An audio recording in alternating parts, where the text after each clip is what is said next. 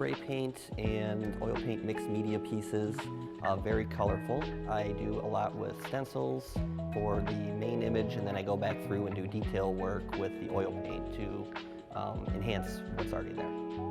A lot of times I just kind of do an abstract piece with the spray paint first of one level, and then I put a stencil down and fill that in, and put another stencil down and fill that in. Some of the layers are, there's 2 layers of spray paint and 1 layer of oil paint with some detail work. Some of them are 2 layers of the oil paint because I just wanted to do like a texture or something, not really realistic or looking at the drawing, but just to kind of bring it out. This is very influenced by nature and how a camouflage interacts with animals. So when you break things down with the stencils, you can really see how animals really melt into their environment a little bit and how our eyes perceive them.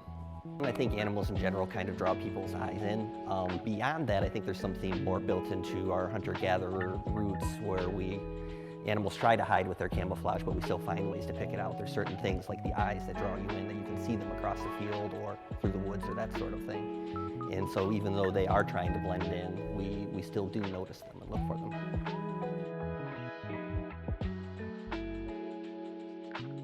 Those were sort of 2 different older series.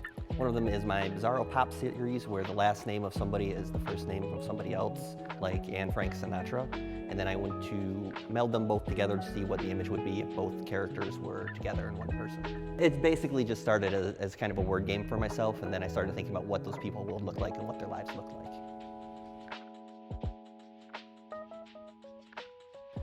Those ones were created basically during the height of the pandemic, and they were people kind of melting into the city-states. So the geometric shapes in the background are actually like cities that I'd like flattened out and made it so that you couldn't really tell what the background was. And then the people are translucent. You're kind of see through them a little bit. And then I made like their bodies disappear, their clothes disappear, so you just kind of get the illusion of their face and their legs and their arms to get the impression of the human.